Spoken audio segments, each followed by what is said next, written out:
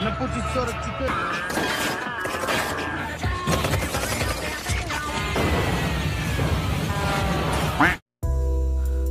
semua people bumi yang budiman, gimana kabarnya? Hari ini admin Tanfan akan membahas sebuah film dengan judul The Hitman Bodyguard, menceritakan tentang seorang bodyguard kelas atas yang mengawal seekor penjahat kelas kakap untuk menjadi saksi kekejaman seorang presiden. Penasaran dengan filmnya? Oke, langsung saja kita masuk ke dalam alur ceritanya. Film dimulai dengan memperlihatkan seorang bodyguard kelas atas yang bekerja mengawal orang-orang penting dan bos kaya raya. Ia bernama Michael Bryce. Kebetulan di hari itu ia sedang mengawal kliennya yang bernama Takeshi Kurosawa. Pada awalnya Bryce melakukan pekerjaannya dengan mulus hingga mengantarkan Takeshi Kurosawa menuju pesawat pribadinya. Namun belum saja pesawat itu take off, tiba-tiba melihat hal itu Bryce langsung shock. Karena selama ini ia belum pernah satupun gagal dalam mengawal kliennya, terkecuali sama bapak-bapak Jepang ini. 2 tahun kemudian Bryce yang reputasinya sudah anjlok membuatnya sekarang hanya bisa mengawal kliennya yang kelas menengah atau kelas ekonomi dan bisnis saja. Di sini kita juga diperlihatkan sosok Bryce yang memang memiliki skill mantan bodyguard paling tinggi. Ini terlihat ketika ia dengan mudah menangani ancaman-ancaman orang-orang yang akan membunuh kliennya. Scene kemudian memperlihatkan seorang presiden negara Belarusia yang bernama Dukovich. Ia terkenal sangat kejam dan bengis. Di hari itu ia menemui seorang ilmuwan yang bernama Asimov. Dukovich mengatakan bahwa ia memiliki cukup bukti untuk menyatakan bahwa Asimov telah mengkhianatinya. Dan secara tiba-tiba terlihat di sini nampak kekejaman Dukovich yang dengan santainya membuat anak dan istri Asimov saat itu juga terinvite oleh sang ilahi.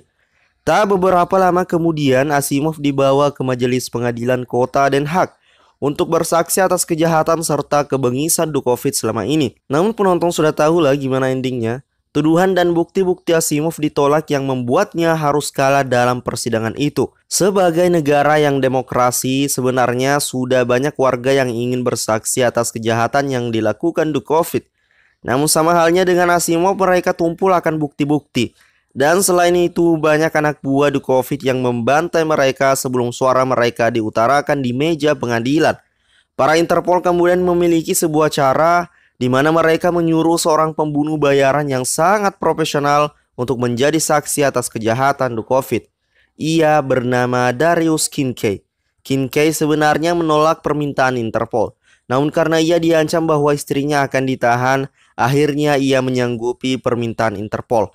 Dalam misi mengawal Kincaid menuju majelis pengadilan kriminal internasional, Interpol menugaskan pasukan khusus yang terlatih dengan senjata lengkap yang dipimpin oleh Agent Russell.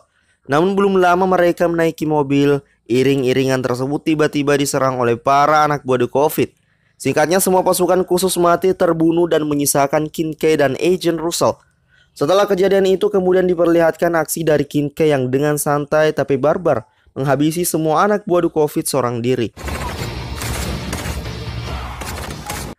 Kemudian Russell membawa Kincaid menuju safe house. Di sana Kincaid mengatakan kepada Russell bahwa mereka harus berhati-hati karena besar kemungkinan Dukovich telah bekerja sama dengan salah satu anggota Interpol. Mendengar tuturan Kincaid, Russell kemudian menghubungi orang kepercayaannya yang tak lain adalah mantan pacarnya, yaitu sang aktor utama, yaitu si Bryce. Russell meminta Bryce untuk mengawal Kincaid agar sampai ke pengadilan kriminal internasional dengan selamat.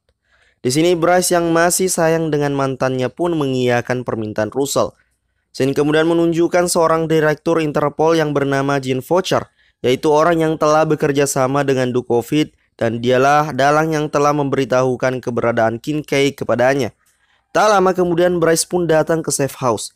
Di sini kita diperlihatkan alasan kenapa Bryce waktu itu meninggalkan Russell, yaitu karena sebelum terbunuhnya Kurosawa, ia memberitahukan kepada Russell tentang Kurosawa dan Bryce menganggap bahwa Russell lah yang telah bekerja sama dengan pembunuh itu dan memberitahukan keberadaan Kurosawa. Sontak Russell pun kesal karena ia telah dituduh seperti itu. Tak lama kemudian Bryce tiba-tiba bertemu dengan Kincaid dan tanpa permisi mereka langsung baku hantam di sana. Hal ini dikarenakan karena dulu Kincaid sering mengincar kliennya untuk dibunuh. Namun pada akhirnya mereka terfokus pada tujuan saat ini, yaitu mengantar Kim K menuju pengadilan kriminal internasional. Di dalam kantor, Russell menceritakan Kim K dan Bryce kepada atasannya, Voucher, yang mendengarnya kemudian segera menghubungi Dukovic untuk memerintahkan anak buahnya agar segera mengejar Kim K. Di tengah perjalanan, Kim K berusaha untuk melarikan diri. Namun mereka dikejutkan dengan beberapa anak buah Dukovic yang tiba-tiba menembaki mereka. Namun pada akhirnya berkat kolaborasi duo kelas kakap itu, mereka berhasil menghabisi anak buah Dukovic. Namun sayangnya mobil yang mereka tumpangi harus meledak karena tembakan dari anak buah Dukovic tersebut.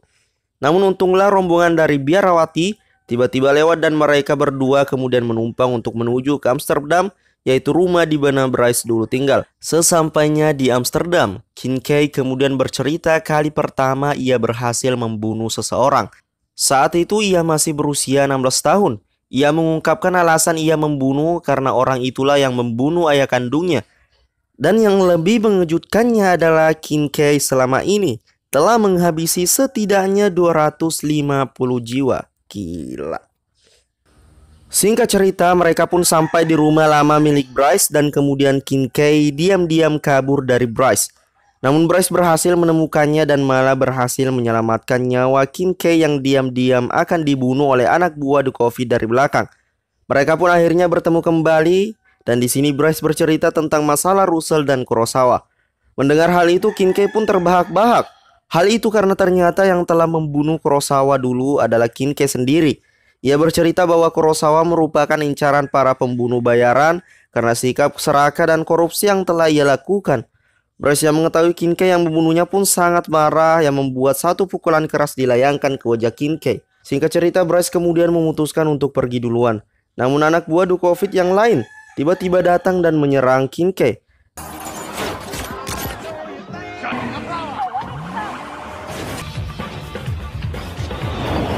Dengan terpaksa, Bryce pun membantunya. Akhirnya Kim K berhasil kabur, sedangkan Bryce berhasil ditangkap oleh para anak buah Dukovic.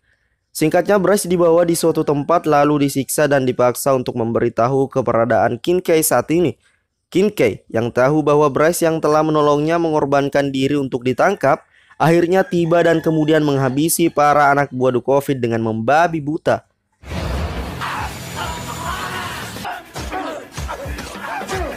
Singkatnya mereka kemudian melanjutkan perjalanan menuju ke pengadilan internasional. Di sini Bryce menceritakan kepada Kim K awal mula ia bertemu dengan Russell. Tak lama kemudian mereka kembali dikejar oleh para anak buah Dukovic. Di sini kita akan melihat aksi-aksi adrenalin yang sangat menjegongkan.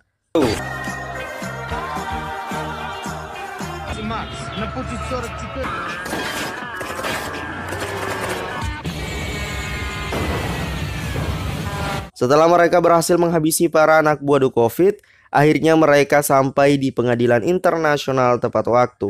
Terlihat di sini Kim K dengan pede dan fasih memberikan kesaksiannya kepada pengadilan bahwa dirinya dulu pernah disewa oleh Dukovic untuk membunuh saingan politiknya yang sedang diasingkan di Inggris. Namun Kim K menolaknya karena ia sangat tidak suka melihat Dukovic dan anak buahnya yang membantai banyak orang di sebuah desa.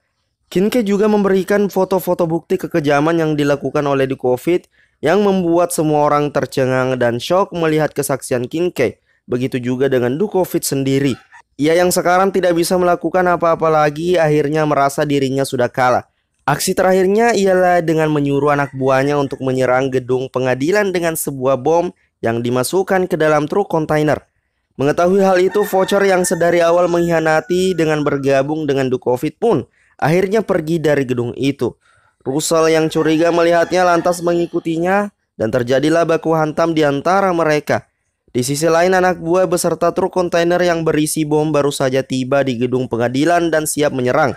Tak lama kemudian bom pun diledakkan yang membuat gedung serta massa yang ada di sana kocar-kacir dibuat. Saat semua orang di dalam gedung panik, Dukovic langsung mengarahkan pistolnya untuk bersiap membunuh Kim K.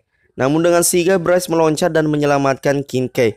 Alhasil ia terluka di bagian perut akibat terkena tembakan.